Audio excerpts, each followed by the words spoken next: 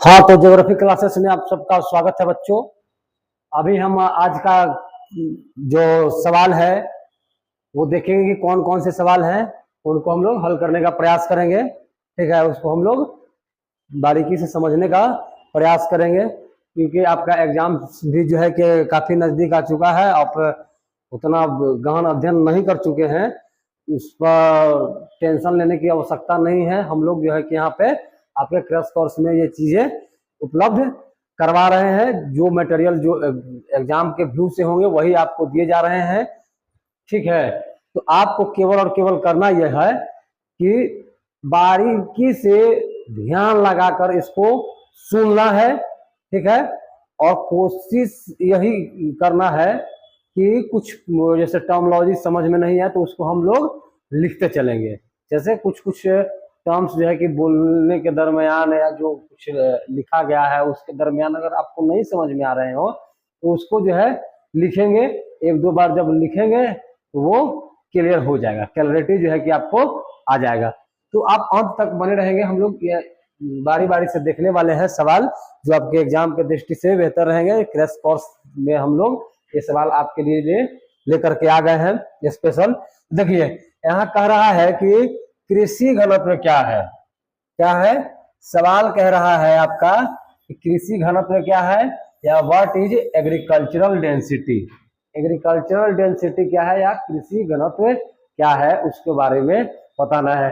तो अब आपको लग रहा होगा कि कृषि घनत्व भी कुछ होता है क्या, क्योंकि आपने जनसंख्या घनत्व तो पढ़ा है लेकिन कृषि घनत्व नहीं पढ़ा है। तो नहीं पढ़ा है तो कोई टेंशन लेने की बात नहीं है, चिंता करने की कोई आवश्यकता यहाँ पर आपको नहीं है। हम पूरा एकदम इत्मीनान से बने रहिए, हम पूरा एकदम डिटेल समझाते चलेंगे। देखिए, कृषि घनत्व हम लोग किसको कहेंगे, जैसे कि प्रति वर्ग मील, यानी कि एक मील में या किलोमीटर स्क्वायर हम लोग कह सकते हैं। मील को छोड़ करके हम लोग किलोमीटर स्क्वायर कह सकते हैं कि एक किलोमीटर स्क्वायर क्षेत्र, वर्ग मतलब स्क्वायर होता है, तो एक किलोमीटर के स्क्वायर के क्षेत्र के एरिया में अगर जो लोग लगे हुए हैं, ठीक है, लोगों की जो संख्या होगा वो क्या कहलाएगा, कृषि घनत्व। यानी कि एक किलोमीटर में जो आपका फसल लगाया गया है, ठीक है, जो भी फसल है आपका एक किलोमीटर के स्क्वायर में लगाया गया है, और उसमें जितने लोग लगेंगे, ठीक है, जितने जो है कि लोग लगेंगे, यानी कि उन लोग, उसको हम लोग क्या कहेंगे, ठीक, उसको क्या कहा जाएगा, आपका कृषि घनत्व कहेंगे। उसको हम लोग क्या कहेंगे, यानी कि एक किलोमीटर स्क्वायर क्षेत्रफल में जितने लोग कृषि कार्य में संलग्न रहेंगे उसको हम लोग कहेंगे कृषि घनत्व, कृषि एग्रीकल्चर डेंसिटी उसको कहा जा सकता है। या उसको और भी तरीका से हम लोग डिफाइन कर सकते हैं। ठीक है, तो और तरीका से क्या डिफाइन कर सकते हैं कि जो कृषि में लगा हुआ जनसंख्या है, ठीक है, जो भी जो है जनसंख्या, जो कृषि में लगा जनसंख्या है, कृषि में लगा जनसंख्या, लगा जनसंख्या, कृषि में लगा जनसंख्या, और जो है कुल कृषि क्षेत्र के अनुपात है, यानी कि जितना कृषि क्षेत्र होगा उसके अनुपात, यानी कि यहाँ यहाँ आप लिख देंगे कृषि क्षेत्र, कृषि या कुल कृषि क्षेत्र लिखेंगे, कुल कृषि क्षेत्र। अनुपात के मतलब हो गया आपका बट्टा में दे दिए हम लोग। ठीक है, तो ये कहलाएगा आपका कृषि घनत्व। अगर इसको इस तरीका से हम लोग फार्मूला भी दें तो कोई अतिशुक्ति नहीं होना चाहिए। तो कृषि घनत्व को हम लोग इस तरीका से समझ सकते हैं कि कृषि में लगे जनसंख्या अब बट्टे कुल कृषि क्षेत्र, यानी कि एक किलोमीटर स्क्वायर क्षेत्रफल में जितने लोग कृषि कार्य करेंगे उनको हम लोग क्या कहेंगे, कृषि घनत्व कहेंगे। उसको एग्रीकल्चरल डेंसिटी कहा जाएगा। समझ में आ रहा होगा। तो चलिए, आप जो है कि इस बात को भी नोट कर सकते हैं कि कृषि घनत्व का फॉर्मूला भी आपको जनरेट हो गया, फॉर्मूला भी मिल गया। ठीक है, तो आप इसको इस तरीका से समझ सकते हैं। तो अब हम लोग आगे सवाल देखते हैं कि अगला सवाल क्या कह रहा है।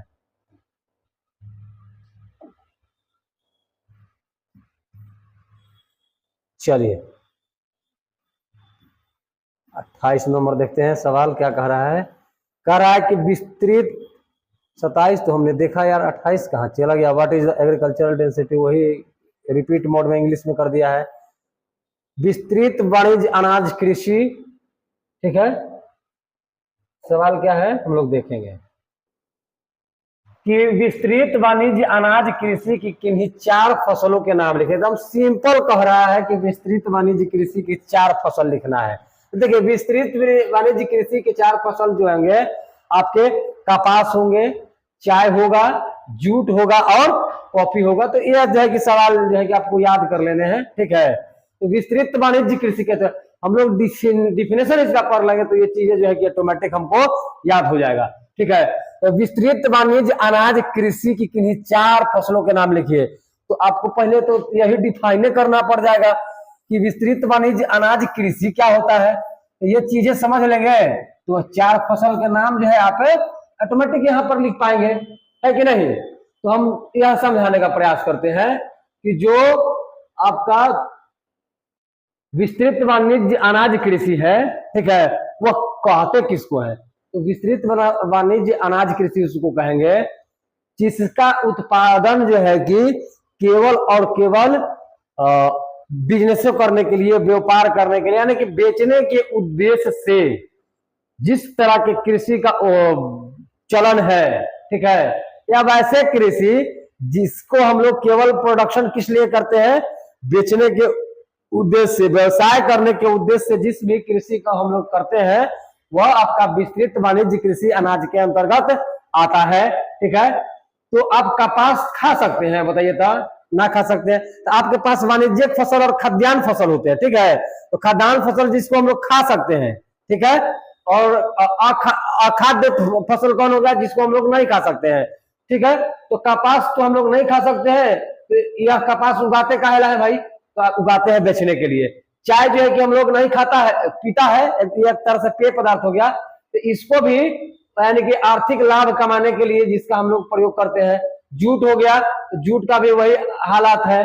कॉफी हो गया तो पीते भी है, पेय पदार्थ है आपका, लेकिन इसका इस्तेमाल ज्यादातर किस लिए करते हैं हम लोग, तो एक तरह से धन अर्जित करने के लिए, व्यवसाय करने के लिए। तो जिस भी तरीका के व्यवसाय हेतु जिस भी तरह के फसल उगाए जाते हैं वो आपके वाणिज्य अनाज कृषि के अंतर्गत आते हैं। समझ में आ गया होगा कि किसको कहेंगे। तो अब इसके हिसाब से ये 4 नाम दिए गए हैं, कपास, चाय, जूट, कॉफी। आप दूसरा चीज भी तो इसमें रख सकते हैं, ठीक है। रख सकते हैं कि नहीं रख सकते हैं, बिल्कुल रखा जा सकता है, ठीक है। अब इसे मान लीजिए कि तंबाकू है या क्यों उगाते हैं, ठीक है, तो इसी के लिए उगाते हैं। एक तरह से भी विस्तृत वाणिज्यिक अनाज कृषि ही आएगा, ठीक है। तो कैफीन वगैरह जो हो गया वो भी आपका इसीलिए इसी में आएगा। एक जो है कि रेशम के कीड़े वगैरह जो है उसकी भी एग्रीकल्चर की जाती है, तो वो जो है कि बेचने के उद्देश्य से किए जाते हैं। तो इस तरीके से यानी कि जिसका उद्देश्य जो है कि व्यवसाय करना है, कि प्रॉपर व्यवसाय करना है।